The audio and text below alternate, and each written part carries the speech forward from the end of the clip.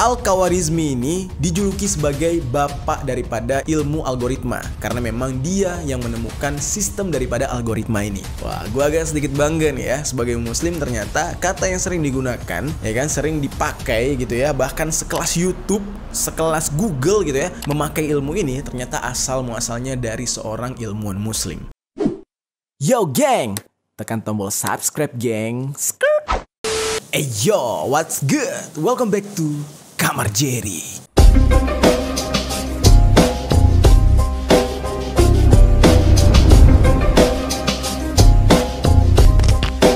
Geng-geng, assalamualaikum warahmatullahi wabarakatuh. Mohon maaf sebelumnya kalau misalkan suaranya agak berisik karena kondisinya lagi hujan. Ternyata gue baru sadar studio gue ini nggak kedap suara, jadinya suara hujan tuh masuknya gede banget nih geng. Nanti gue minta engineer gue buat mixingin suaranya biar jauh lebih clean gitu ya. Nggak tahu dah ntar hasilnya bakal seberisik sekarang atau justru clean. Coba tinggalkan komentar di bawah ya, menurut kalian ini cukup clean suaranya atau berisik. Oke, hari ini kita akan membahas sebuah materi yang mana ini gue suka banget materinya. Karena selama gue sekolah gitu ya, kita tuh selalu disuguhkan dengan fakta-fakta bahwa ilmuwan-ilmuwan di dunia ini itu berasal dari bangsa Romawi atau bangsa Yunani gitu ya. Dikatakan bangsa Yunani ini adalah orang-orang yang berhasil menemukan penemuan-penemuan penting yang akhirnya berguna untuk kita di dunia ini. Jadi apa yang kita dapatkan sekarang katanya ini dari ilmuwan yang berbangsa Yunani. Misalkan kayak lampu, terus juga listrik dan segala macamnya. Hari ini gue justru akan membahas tokoh-tokoh ilmuwan muslim yang dimana mereka ini sangat berpengaruh di dunia, namun sayangnya pamor atau nama mereka tidak sebesar nama ilmuwan atau penemu yang lainnya. Langsung aja kita bahas di sisi lain.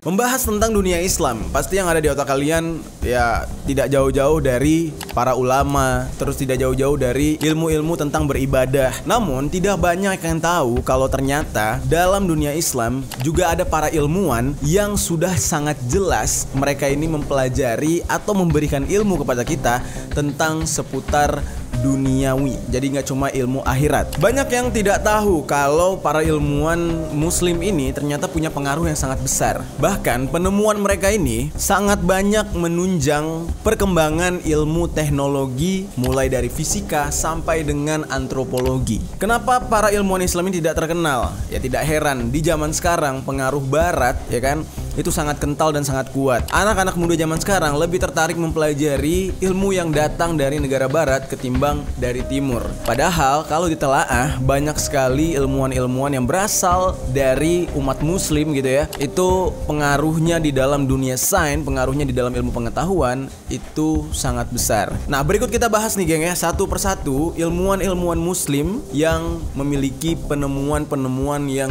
cukup berguna di masa hidup kita sekarang. Yang pertama, Ibnu Sina.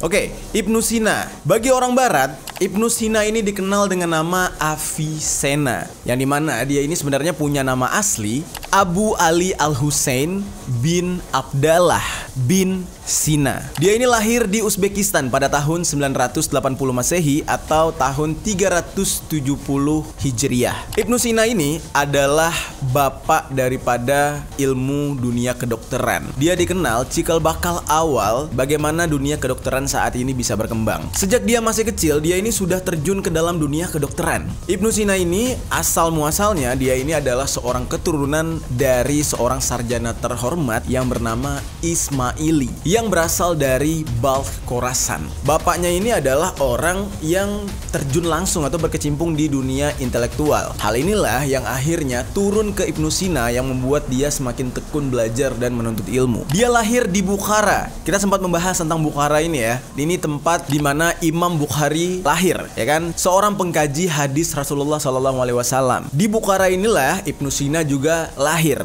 Ayah daripada Ibnu Sina ini benar-benar membuat Ibnu Sina belajar dengan tekun. Sampai-sampai Ibnu Sina ini menjadi seorang hafiz juga. Dia adalah seorang penghafal Al-Quran. Di umur 10 tahun, dia sudah sangat cerdas. Dan terlihat kecerdasannya di mana dia mampu mengalahkan gurunya dalam ilmu logika dan ilmu matematika. Lalu dengan kemampuan dan kecerdasannya ini, di umur 16 tahun, Ibnu Sina ini benar-benar menekuni dunia kedokteran. Nah, di dunia kedokteran, dia ini memiliki kecerdasan dan prestasi yang gila-gilaan juga. Ini terbukti dari ketika itu ada seorang sultan dari Bukhara sedang jatuh sakit. Karena diketahui ada seorang anak yang bernama Ibnu Sina sangat pintar di dunia kedokteran, akhirnya pihak kesultanan meminta Ibnu Sina yang datang mengobati si sultan. Dan jelas aja, pengobatan Ibnu Sina benar-benar ampuh dan si sultan ini langsung sembuh. Sebagai rasa terima kasih sang sultan, akhirnya Ibnu Sina ini dihadiahi sebuah perpustakaan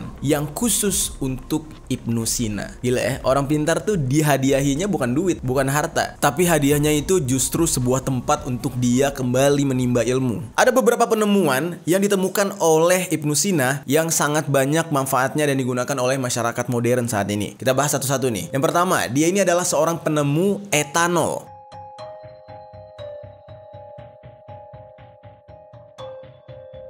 Salah satu penemuan dari Ibnu Sina ini sampai sekarang masih digunakan di dalam dunia kedokteran. Etanol digunakan untuk membunuh mikroorganisme yang bisa menyebabkan infeksi pada luka manusia. Nah, ternyata nih geng ya, banyak yang tidak tahu kalau etanol itu ditemukan oleh Ibnu Sina. Nah, di saat Ibnu Sina meracik obat atau dia sedang mengobati pasiennya, dia selalu menggunakan cairan etanol tersebut untuk membuat si pasien tidak terinfeksi. Hingga saat ini, khamar atau etanol itu masih digunakan di dunia medis. Bahkan ya di dunia orang-orang mabuk-mabukan, etanol ini jadi dipakai juga sih sebenarnya, disalahgunakan ya. Akhirnya ya apa ya, kayak menyebabkan bukannya sembuh malah jadi penyakit baru. Karena etanol ini dapat dioplos menjadi minuman keras. Nah, di sini gue jadi mikir nih, inilah sama aja ya, sesuatu yang harusnya bisa digunakan secara positif, ya kan? Bisa digunakan untuk kebaikan. Apabila digunakan secara salah atau disalahgunakan, maka akan menjadi penyakit atau menjadi racun. Contoh aja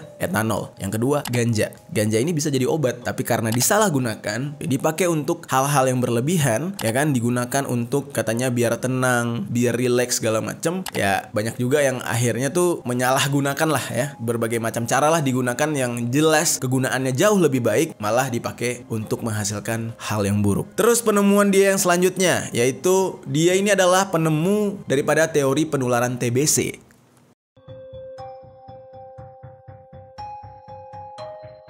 Teori penularan TBC ternyata ini pertama kali ditemukan oleh Ibnu Sina. TBC ini adalah salah satu penyakit yang disebabkan oleh virus, dapat menular dan sangat berbahaya. Orang pertama yang memvalidasi kalau TBC ini bisa menular itu adalah Ibnu Sina. Namun sayangnya teori Ibnu Sina ini selama bertahun-tahun tidak bisa diterima oleh sejawatnya dari dunia barat, alias para dokter dari orang-orang barat nggak percaya dengan teori Ibnu Sina. Sampai akhirnya hal ini tidak ada yang mempercayai dan baru dipercaya setelah adanya penemuan mikroskop. Nah, mikroskop ini kan digunakan untuk melihat benda-benda mikro seperti ya bakteri, terus virus, serta mikroorganisme lainnya. Teori daripada Ibnu Sina ini baru diteliti setelah mikroskop ditemukan, yang artinya Ibnu Sina sudah 1000 langkah lebih cepat daripada si penemu mikroskop. Dia sudah membuat sebuah teori tentang penularan TBC. Namun sayangnya orang-orang barat baru percaya setelah mereka menemukan mikroskop dan ngecek itu sendiri. Oh, ternyata benar, teori daripada Ibnu Sina ini benar-benar terjadi, yaitu penularan TBC. Nah, terus nih geng, sebagai seorang filsuf dan ilmuwan Islam, Ibnu Sina ini sering sekali mempunyai pemikiran yang di luar atau terlampau dari zaman tersebut. Jadi ini orang udah kayak time traveler gitu. Dia itu udah berpikir di tahun 2000 berapa gitu, padahal hidupnya baru di tahun 900-an. Dia ini benar-benar seorang penemu yang dimana hasil temuan-temuan dia itu sampai detik ini benar-benar masih digunakan. Hal lain yang dia temukan adalah penyakit diabetes, terus tumor, dan juga efek placebo. Nah, di abad ke-11 dia bahkan menemukan termometer dalam bentuk tabung sederhana. Dan ilmu yang dia kuasai bahkan sampai ke matematika, fisika, ekonomi, geografi, kimia, sosiologi, astronomi, sampai ke filsafat. Banyak orang yang mengatakan, hati-hati mempelajari filsafat. Katanya kalau mempelajari ilmu filsafat, kita bakal lupa akan Tuhan, kita bakal tersesat, kita tidak akan mempunyai agama, kita akan menjadi ateis, agnostik, dan segala macam. Gue rasa itu semuanya hanya suges diri masing-masing. Bagaimana seseorang mengontrol dirinya setelah dia mendapatkan ilmu. Karena ya banyak yang mengatakan ilmu logika kalau terlalu dipelajari kita akan menjauh dari Tuhan. Tapi ya Ibnu Sina enggak tuh. Ternyata dia masih bisa gitu ya menjadi seorang Islam yang baik gitu. Ya berarti itu tergantung dari mindset orang-orangnya. Pemikiran Ibnu Sina di dalam dunia filsafat benar-benar luar biasa nih geng. Dia bahkan telah membaca semua buku atau karya dari Aristoteles secara lengkap dan terperinci. Dan dia banyak memberikan pandangan-pandangannya terhadap ilmu filsafat ini. Dan pemikiran daripada Ibnu Sina ini banyak digunakan para filsuf-filsuf yang lahir setelah dia. Pemikirannya dia ini lebih baik dan lebih komprehensif serta nyata. Dan selain dia ini seorang penemu dan menguasai ilmu kedokteran, Ibnu Sina juga disebut sebagai orang yang menguasai ilmu filsafat kelas dunia yang sangat luar biasa dan belum tertandingi. Konsep logika yang dikembangkan oleh Ibnu Sina menjadi penentu dari kehidupan manusia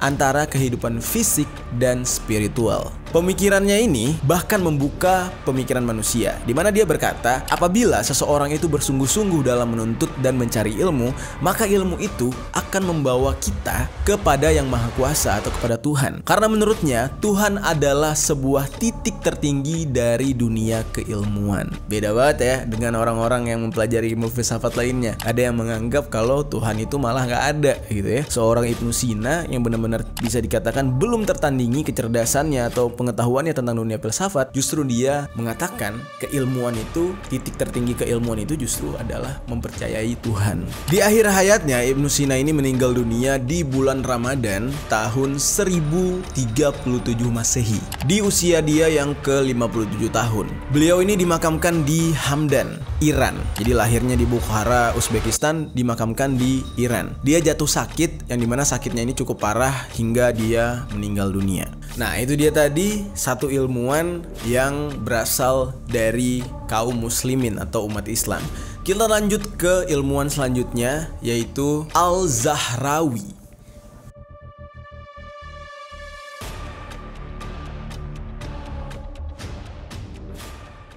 Nama panjang beliau adalah Abul Qasim Khalaf bin Al-Abbas Az-Zahrawi, yang biasa dipanggil Al-Zahrawi atau El-Zahrawi. Sementara itu orang-orang di Eropa atau orang Barat lebih senang menyebut namanya dia itu Abul Qasis. Al-Zahrawi ini lahir pada tahun 936 Masehi di Zahra, sebelah barat daya Cordoba, provinsi Andalusia, Spanyol. Di tempat inilah pusat kebudayaan, pengetahuan sekaligus kedikdayaan dunia Islam yang ada di Eropa. Dijuluki sebagai permata dunia abad ke-10 di bawah naungan kekhalifahan dinasti Umayyah. Gokil di zaman itu nih, di Spanyol. Nah, di zaman itu Cordoba ini bisa dikatakan adalah sebuah daerah yang sangat kuat, maju, dan sangat kaya di wilayah Eropa Barat. Nah, di tempat inilah muncul banyak ilmuwan muslim. Salah satunya yang akan kita bahas yaitu Al-Zahrawi. Al-Zahrawi ini adalah salah satu penemu di dunia kedokteran juga, sama kayak Ibnu Sina. Salah satu penemuan dia dari banyak penemuan lain yang sampai saat sekarang ini masih digunakan adalah benang bedah.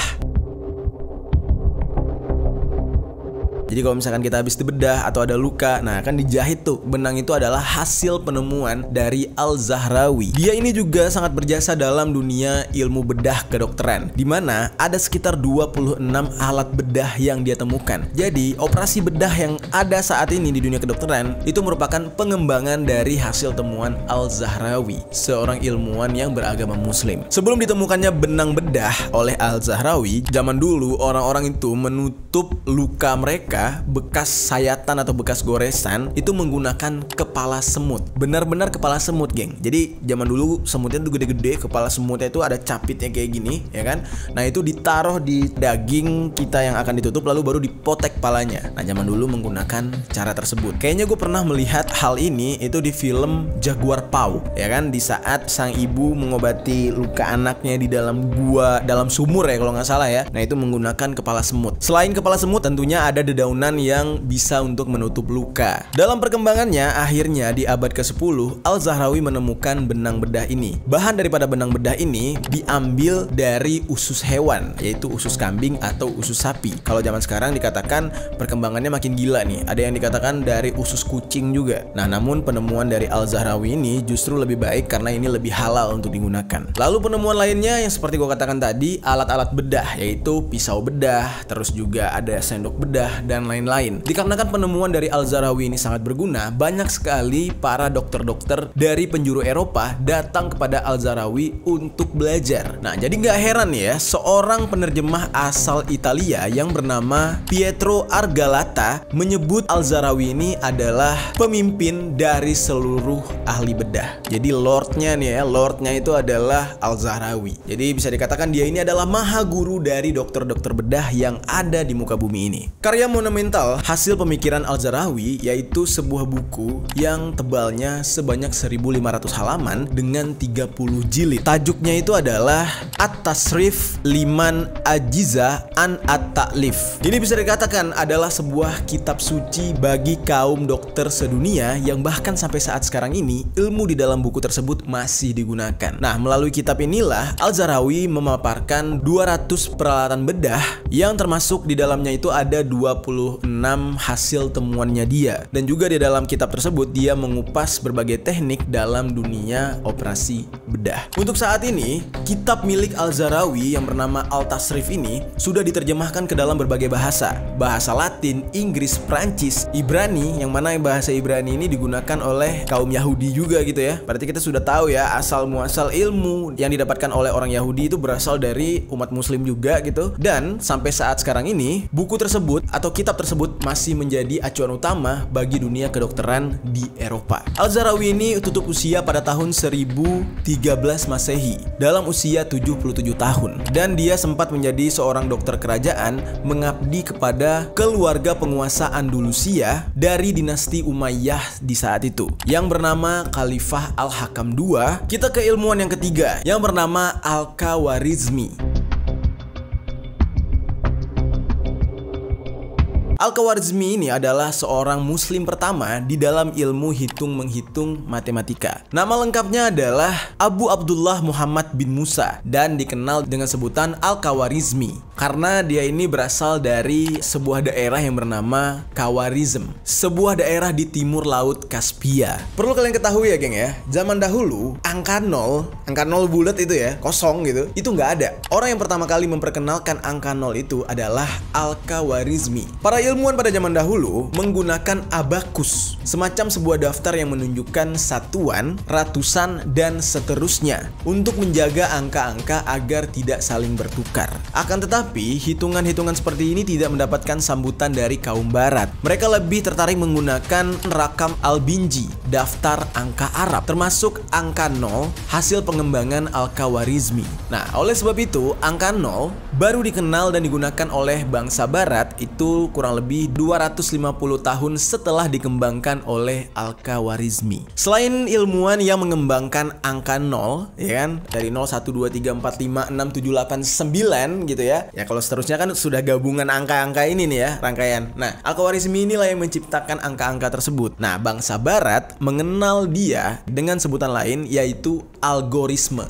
Mungkin ya buat teman-teman semua, apalagi yang nonton YouTube, main TikTok, sudah pasti tidak asing lagi dengan kata-kata algoritma. Wih, ini algoritma YouTube kayak gini, algoritma TikTok kayak gini. Nah, hari ini nih kita mengetahui asal muasal kata algoritma ternyata berasal dari seorang ilmuwan Islam. Algoritma menurut Kamus Bahasa Besar Indonesia diartikan prosedur sistematis untuk memecahkan sebuah masalah matematis dalam langkah terbatas. Kini, nama algoritma itu digunakan dalam istilah matematika. Akhirnya, Al-Khawarizmi ini dijuluki sebagai bapak daripada ilmu algoritma karena memang dia yang menemukan sistem daripada algoritma ini. Wah, gue agak sedikit bangga nih ya sebagai muslim, ternyata kata yang sering digunakan, ya kan, sering dipakai gitu ya, bahkan sekelas YouTube, sekelas Google gitu ya, memakai ilmu ini ternyata asal muasalnya dari seorang ilmuwan muslim. Merujuk pada sebuah buku yang berjudul Be the Best, Not Biasa, karya Karabet Wijaya Kusuma. Bapak algoritma ini dikatakan lahir di sebuah tempat yang bernama Khawarizm, Uzbekistan pada tahun 194 Hijriah atau pada tahun 780 Masehi. Yang mana beliau ini akhirnya meninggal dunia pada tahun 847 Masehi. Beliau ini semasa hidupnya aktif bekerja di Baghdad pada masa Khalifah Al-Ma'mun dari dinasti Abbasiyah. Kemudian dikarenakan beliau ini sangat cerdas, dia akhirnya dijadikan sebagai anggota Baitul Hikmah di Baghdad. Nah, ini merupakan sebuah lembaga penelitian ilmu pengetahuan yang didirikan oleh Khalifah Harun Ar-Rasyid. Dan beliau ini, Al-Khawarizmi ini, selain jago di bidang matematika, dia juga jago di dalam ilmu geografi dan praktisi astronomi. Bahkan sebuah karya yang dia buat di bidang astronomi yang berjudul Zich al-Shindin, yang sampai saat sekarang ini masih sangat berguna dan masih menjadi hal yang sangat penting sampai saat ini. Seperti yang dikutip dalam sebuah buku yang berjudul 99 Tokoh Muslim for Kids yang dituliskan oleh Salman Iskandar. Bahkan seorang ahli aljabar dunia yang bernama Leonardo Fibonacci dari Pisa, dia sendiri mengakui kalau dia memiliki hutang kepada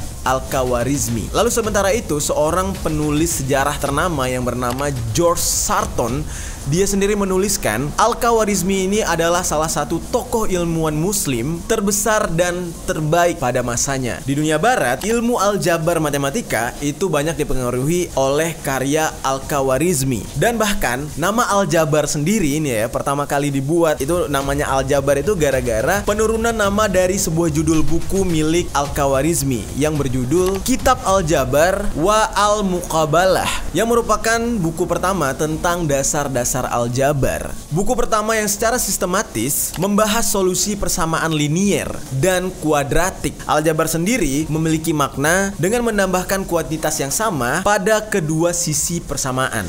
Nah, kurang lebih kayak gitu. Jadi bisa kalian bayangkan sendiri ya bagaimana tokoh Al-Khawarizmi, seorang ilmuwan Islam ini sangat berpengaruh. Karyanya itu sangat berguna bagi ilmu pengetahuan dunia, terutama di dunia matematika. Dan bahkan apa yang sedang kita tonton sekarang di YouTube yang menggunakan algoritma, apa yang kita gunakan di TikTok, apa yang kita gunakan di Instagram, itu semua adalah hasil karya dari Al-Khawarizmi, di mana dia telah menciptakan yang namanya algoritma. Jadi kita patut berterima kasih dan sedikit memanjatkan doa gitu ya, Al-Fatihah kepada almarhum Al-Khawarizmi ini. Oke, kita lanjut ke tokoh selanjutnya nih, geng. Tokoh selanjutnya ini bernama Abbas bin Firnas.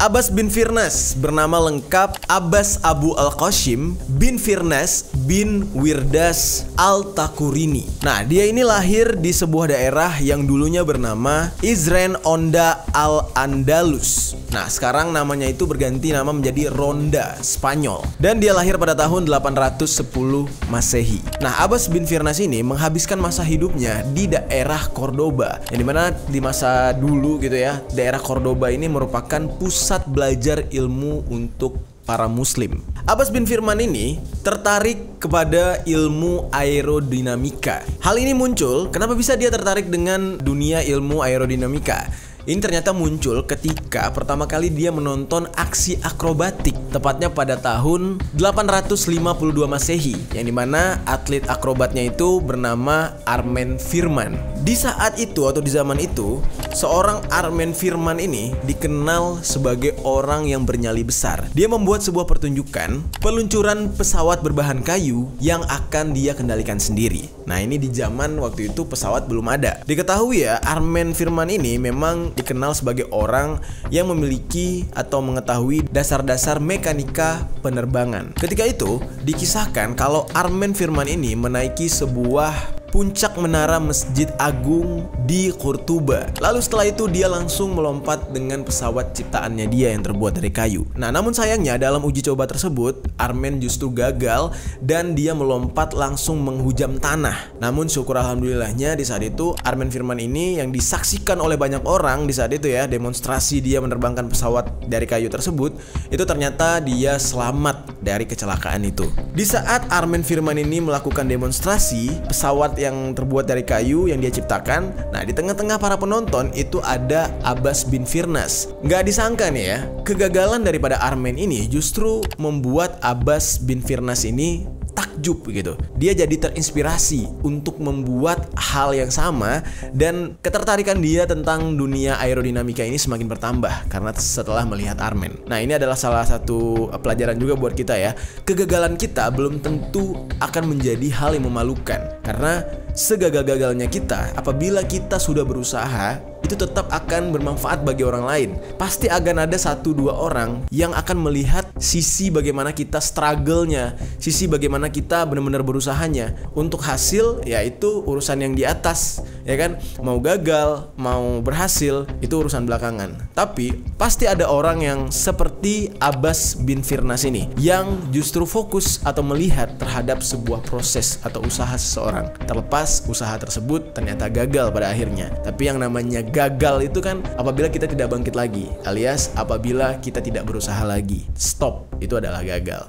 Oke, kita balik lagi ke pembahasan. Setelah kejadian Armen Firman tersebut, nah ternyata Abbas bin Firnas ini sangat tertarik dalam dunia penerbangan atau aerodinamika. Namun tidak diketahui ya kapan proses dia belajar. Tapi yang jelas 23 tahun setelah kejadian Armen Firman, tiba-tiba saja, ini tepat pada tahun 875 Masehi nih geng, tiba-tiba aja nih si Abbas bin Firnas ini menciptakan sebuah desain pesawat yang berbahan dasar kayu, yang mana pesawat ini juga dilengkapi dengan kedua sayap yang telah dirajut menggunakan sutra dan bulu-bulu hewan. Nah, setelah dia berhasil mendesain dan membuat bentuk pesawat tersebut, dia akhirnya meniru apa yang dijalankan oleh Armen Firman, di mana dia akan mendemonstrasikan atau menguji coba pesawat itu sendiri. Nah, di saat itu dia mengundang seluruh masyarakat Cordoba untuk menyaksikan demonstrasi penerbangan pesawat pertama yang dibuat oleh Abbas bin Firnas. Nah, berbeda dengan Armen, yang dimana dia pertama kali mencoba menerbangkan pesawat buatannya itu dari kubah masjid. Kalau Abbas itu justru mencari tempat yang lebih tinggi, yaitu Bukit Jabal Al-Rus, dengan sebutan lain Mount of the Bride, yang mana bukit ini terletak di daerah Rusafa yang tidak jauh dari Cordoba. Nah, ketika dia bersiap untuk menerbangkan pesawatnya itu, Abbas bin Firnas ini sempat mengucapkan kata perpisahan kepada masyarakat, karena di saat itu dia jaga-jaga gitu ya, jangan sampai ternyata itu adalah ajal terakhirnya dia, atau dia meninggal dunia dalam percobaan kalau percobaan itu gagal. Akhirnya dia mencoba untuk terjun dari Bukit Jabal Al-Rus tersebut, dimana di saat itu semua orang kagum dan benar-benar menganga melihat hasil jeripayah atau hasil kerja keras dari Abbas bin Firnas ini. Ternyata pesawat buatan dia berhasil terbang dan melayang-layang di sekitar bukit tersebut. Cukup lama geng melayangnya, yaitu sekitar 10 menitan. Namun ada yang sedikit aneh dan agak-agak lucu nih ya. Dalam penemuannya menerbangkan pesawat tersebut, dia hanya terfokus bagaimana cara pesawat itu bisa terbang lalu melayang. Yang dia lupa adalah bagaimana membuat pesawat itu bisa mendarat. Alhasil, ketika sudah terbang selama 10 menit, dia mencoba untuk mendaratkan pesawat buatannya tersebut dengan segala kontrol, yang bener-bener tuh dia udah nggak tahu mau ngapain lagi nih. Nah, akhirnya pesawat tersebut bisa dikontrol oleh Abbas bin Firnas. Namun saat pendaratan itu dia tetap melaju dengan kecepatan tinggi, yang menyebabkan akhirnya dia bersama pesawatnya terhempas ke tanah dan dia mengalami cedera yang sangat serius. Namun kegagalan di bagian pendaratan ini justru membuat Abbas bin Firnas itu mendapatkan sesuatu lah gitu ya. Dia akhirnya belajar dari hasil karyanya tersebut, bahwasanya karyanya itu bisa take off tapi nggak bisa landing, alias di pesawatnya itu harusnya ada alat untuk memperlambat kecepatan. Ya, istilah lain adalah remnya gitu. Akhirnya dia membayangkan seekor burung, di mana seekor burung ini mirip seperti pesawat, memiliki dua sayap. Namun bedanya seekor burung tersebut memiliki ekor yang mana kepakannya itu justru depan belakang, bukan atas bawah. Akhirnya dia membayangkan, oh berarti posisi daripada ekor burung itu dimanfaatkan atau digunakan untuk memperlambat laju si burung di saat terbang. Nah, akhirnya dia menciptakan hal yang sama di pesawatnya, yaitu sebuah ekor. Namun sayangnya, karena dia sudah mendapatkan yang namanya teori membuat pesawat yang sempurna, tapi sampai akhir ajalnya dia tidak mampu membuat pesawat yang sempurna tersebut. Dikarenakan setelah terjadinya kecelakaan dan dia mengalami cedera serius, dia memang sempat mendesain atau memikirkan gitu ya, desain pesawat yang bagus dan sempurna, dilengkapi dengan alat untuk memperlambat kecepatan. Namun karena kecelakaan tersebut, hari demi hari kondisi Abbas bin Firnas ini semakin memburuk, dia semakin sakit gitu. Sampai akhirnya dia meninggal dunia pada tahun 887 Masehi, yaitu tepatnya 12 tahun setelah insiden tersebut. Walaupun begitu, apa yang dilakukan oleh Abbas bin Firnas ini, semua kajian-kajian atau ilmu-ilmu yang dia tinggalkan menjadi kajian baru untuk generasi selanjutnya, yaitu para ilmuwan-ilmuwan yang ingin menciptakan pesawat terbang. Gagasan-gagasannya mengenai pesawat terbang itu terus dipelajari oleh bangsa barat. Nah, bahkan sampai seorang sejarawan barat yang bernama Philip K. Hitti, dia menuliskan nama Abbas bin Firnas ini di dalam sebuah buku yang berjudul History of the Arabs. Di dalam bukunya tersebut, Philip mengatakan Abbas bin Firnas ini adalah salah satu tokoh ilmuwan Islam terbesar sekaligus orang yang pertama kali melakukan uji coba penerbangan. Nah, jadi dalam dunia penerbangan sekalipun ternyata ada andil ilmuwan Islam, yang dimana orang tersebut bisa dikatakan dia menjadi salah satu orang pertama yang berhasil menerbangkan pesawat terbang. Keren banget, geng. Kita ke tokoh selanjutnya nih, geng. Tokoh selanjutnya ini bernama Ibnu Al-Haytham. Di era modern saat ini, geng, simpelnya ini ya, jasa daripada sebuah lensa, baik itu lensa untuk kacamata, lensa saat gue syuting sekarang, lensa foto, lensa teropong, lensa teleskop, segalanya gitu ya.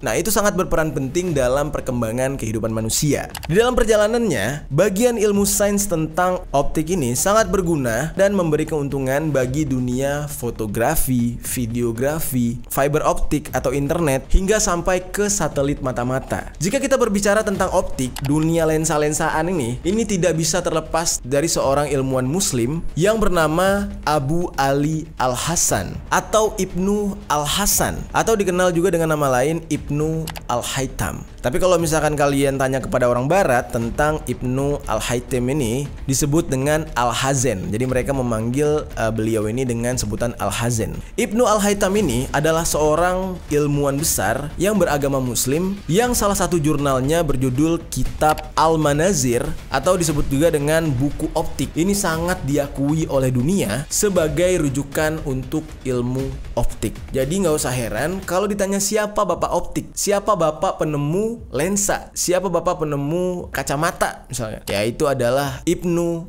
Al-Haytham atau Al-Hazen kalau dalam bahasa orang-orang barat. Selain memberikan kontribusi di dalam ilmu optik, Ibnu Al-Haytham ini adalah salah satu karakter yang berbeda dalam sejarah ilmu pengetahuan abad pertengahan. Dia ini lahir di sebuah negara yang dulunya bernama Basra, kalau sekarang disebut dengan Irak. Dia menguasai serta mempelajari pemikiran-pemikiran dari filsuf atau orang-orang ahli ilmu filsafat dari Yunani seperti Aristoteles, Plato, Ptolemy, Archimedes, Galen, dan banyak lainnya. Jadi ini orang benar-benar mempelajari pemikiran-pemikiran ilmuwan-ilmuwan dari Yunani tersebut. Nah, sehingga orang-orang layak menyebut dia sebagai seorang filsuf, astronom, dan matematikawan. Dan dia ini telah membuat 2000 buku tentang aspek alam. Nah, namun salah satu ilmu yang membuat dia sangat terkenal adalah ilmu optik. Di dalam kitab Al-Manazir disebutkan beliau ini adalah orang pertama yang mampu menjelaskan bagaimana cara kinerja optik, termasuk bagaimana cara kinerja mata manusia dalam menangkap gambar atau visual secara detail. Di dalam menulis buku optik ini, Ibnu Al-Haytham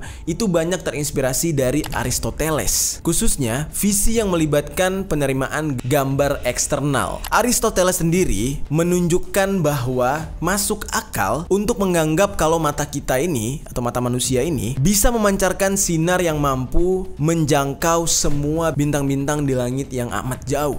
Namun, Ibnu Al-Haytham ini tidak berhenti atau tidak menerima pernyataan daripada Aristoteles itu begitu aja. Jadi dia tidak berhenti atau tidak hanya menerima doang gitu. Dia pelajari dan dia kembangkan lagi, geng. Nah, di dalam kasus ini, Ibnu Al-Haytham ini membuat sebuah teori penjelasan mengapa sebuah gunung yang sangat besar itu mampu muat atau dapat terlihat oleh bola mata kita yang kecil. Nah, itu pada zaman dahulu manusia tidak dapat menjelaskan hal tersebut. Yang mampu menjelaskan atau membuat teori penjelasannya itu adalah Ibnu Al-Haytham ini. Yang pada akhirnya nih geng ya, dunia optik atau dunia perlensaan sampai saat sekarang ini sangat berkembang. Dan bahkan banyak hal-hal yang menakjubkan dari ciptaan-ciptaan atau lensa-lensa baru gitu ya. Kacamata-kacamata baru kita bisa lihat ya, semuanya tuh serba canggih sekarang. Yang dimana semua ini asal atau awal mulanya itu diciptakan oleh seorang ilmuwan muslim yang bernama Ibnu Al-Haytham ini. Dan kita juga patut berterima kasih kepada beliau.